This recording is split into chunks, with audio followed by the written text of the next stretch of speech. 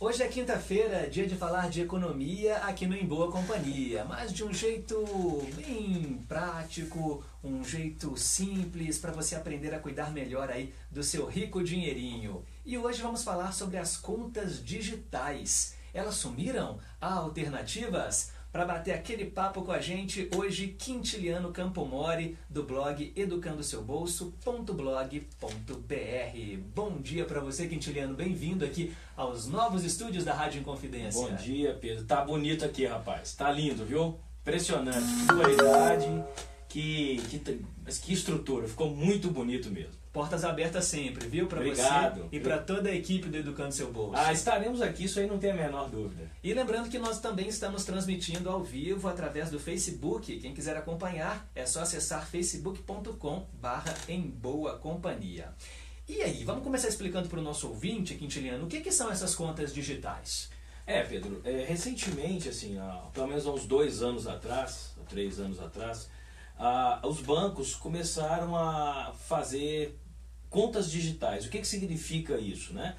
São contas correntes, como a gente tem em qualquer banco. Quase todos os brasileiros têm pelo menos uma conta corrente, ou pelo menos uma poupança. Só que essas contas digitais, elas têm uma diferença, né? As contas tradicionais, elas têm uma agência, uma conta física, onde a gente sabe onde é. É na avenida tal, é na rua tal, minha agência fica ali, meu gerente fica ali. E agora, com essas contas digitais, o papo mudou um pouco. Bancos pequenos e bancos grandes têm essas contas digitais e que, de modo geral, elas não têm uma agência física onde você possa ir. Tudo é resolvido pelos canais digitais, telefone, internet ou pelo um sistema de chat que você pode conversar com as pessoas lá do banco, e você tem essa facilidade de ter esse contato. Tem uma dificuldade que é não ter esse contato pessoal, porém, essa questão de ter o contato online, o que cada vez mais as coisas estão cada vez mais online, então é algo que é interessante, né? Mas não tem nem gerente? Não tem gerente de modo geral. Quando você quer alguma coisa, um crédito, alguma coisa, você faz uma proposta ali no próprio sistema e é analisado por um analista diretamente. Então, assim, o gerente que fazia essa intermediação entre o cliente e a central de crédito, porque isso aí, a gente sabe que o gerente tem pouca autonomia, né? Ele sempre sobe uma proposta, como eles dizem. Eu vou subir a proposta para o crédito, que eles dizem, né? Fica empurrando ali, né, um produto do banco. Também, e aí sobe o produto para o crédito e o setor de crédito é que dá a palavra final. E aí funciona desse jeito. E aí, com essas contas digitais, esse caminho é direto. Você faz a proposta, faz o seu pedido. Se seu crédito for aprovado, o próprio crédito já te responde diretamente. Agora, Quintiliano, quando a gente pensa, por exemplo, naquele cliente mais tradicional, a conta digital é vantagem para ele? Porque quando você fala do jovem que está antenado com as novas tecnologias e está ali nas redes sociais, no Facebook, no YouTube, aplicativo, resolve tudo pelo smartphone, geralmente as pessoas mais velhas têm uma certa dificuldade. Claro, não vamos generalizar, mas, por exemplo, não gostam de mexer ali, ficam com medo. Essas contas digitais, para esse público, elas são vantajosas ou não? Olha, vantajosas sim, mas elas não são tão práticas como para quem tem mais facilidade com a tecnologia. Né? Só que é uma tendência, Pedro. A gente tem visto, né, notícias aí frequentemente que os bancos têm fechado agências. Isso a gente tem visto nas nossas próprias cidades. Sim. A gente vê que tinha uma agência aqui, acabou, placa de aluga-se. Isso é uma tendência, porque as pessoas estão indo cada vez menos aos bancos, fazendo grande parte das ações pelos aplicativos, principalmente. Até 2015 eram pela própria internet em si, o website do próprio banco. E agora essa história está virando, isso está indo para os aplicativos. Então isso mudou muito e vem mudando a cada dia. Só que o que vem acontecendo também é que os bancos grandes, os 5 bancos grandes que a gente tem, que até um número que é importante para o nosso ouvinte a cada R$3 que estão circulando no mercado bancário brasileiro, R$2 estão nos bancos grandes. A gente está falando aí de 66%. É muito. E esse outro R$1 que ficou sobrando é disputado por uma dezena de bancos. A gente deve ter pelo menos aí mais uns 200 que... A gente conhece 5, né? Essa é o que a gente conhece, que tem agência com tradicionais mesmo. Agora tem outros mais, uma dezena de bancos, uma centena de bancos que a gente não conhece, estão disputando esse R$1.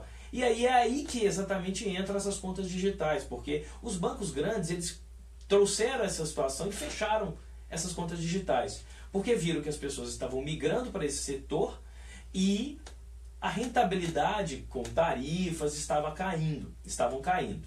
E aí a conta digital, por ela não ter gerente, o custo é menor para o banco.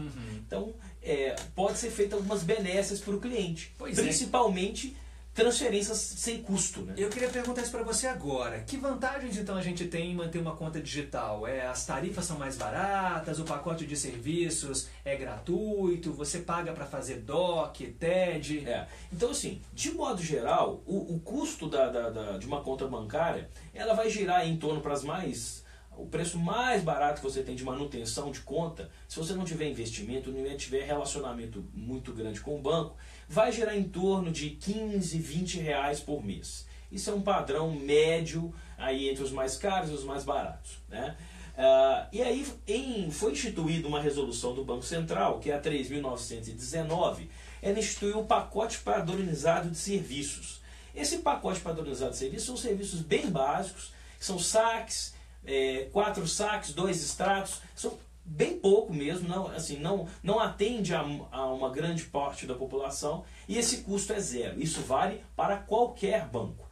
Se o banco do nosso ouvinte, né, não aceitar que ele troque para esse pacote, isso merece uma denúncia ao Banco Central, e aí vai ter problema, porque isso é uma obrigatoriedade. Agora, as contas digitais, elas têm uma outra questão. Como eu disse, como ela não tem custo, né, você tem uma grande vantagem, porque o custo do banco para manter aquela conta chega perto de zero. E aí o banco ganha dinheiro com várias coisas que a gente faz, né? Inclusive quando a gente deixa um saldo parado em conta. É um conceito bancário, mas chamado o float. Todo o dinheiro que está em conta, dorme na conta no final do dia, o banco aplica aquele dinheiro, que não é dele, e o juro do banco. Porque se você deixou na conta corrente, não tem juro nenhum. E ele aplica esse dinheiro no mercado financeiro e ganha o juro sobre um dinheiro que não é dele. Está tudo certo, não está nada de errado nisso. Mas os bancos ganham dinheiro com isso, né? E aí as contas digitais, elas entram num vácuo que é normalmente das pessoas que querem serviços bancários com outros serviços bancários, como DOC, como TED, como boleto, em pessoa física, por exemplo, sem custo algum.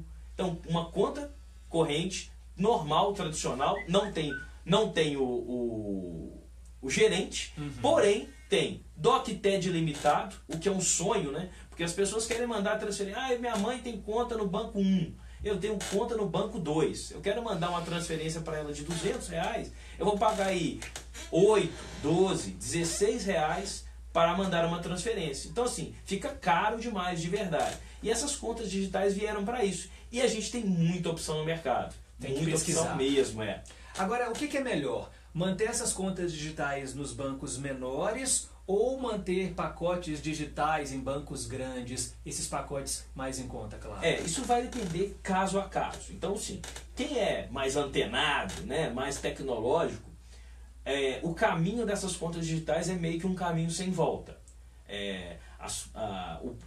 As vantagens trazidas, né, pela conta digital são muito grandes. Então, assim, eu tenho uma série de serviços, quase todos os serviços, cartão, TED, DOC, boleto, depósito de cheque por imagem, você bate uma foto do cheque, o depósito está feito. Isso tudo com custo zero. Então, assim, para quem é antenado, é para nadar de braçada. Com certeza. É o oceano azul, né? Agora, quem não tem tanta facilidade, essa conta digital tem uma tendência, até tive conversas com uma das instituições que tem essas contas digitais, me informaram, olha, a gente sabe que a gente não é o banco principal da pessoa, mas a gente quer ser. E a gente está fazendo de tudo para ser.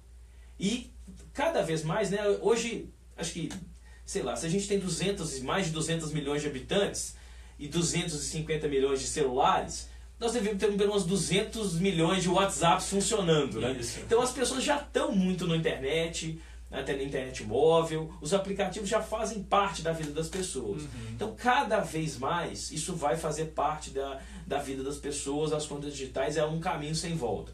Fora do Brasil a gente tem um caminho já se deram mais passos. Tá e mais lá trilhado, fora né? já mais trilhado, o caminho já foi mais firme. E lá fora tem acontecido esse mesmo fenômeno de conta digital ser realmente uma conta muito mais interessante para o consumidor, para o cliente, do que uma conta física, né? Porque a conta física ainda tem outra situação. Eu acho que vou fazer uma pergunta para você, Pedro. Agora quem vai te entrevistar sou eu. Vamos lá. Você gosta quando o gerente te liga? Não. A conta digital não tem gerente. Ele nunca vai te ligar.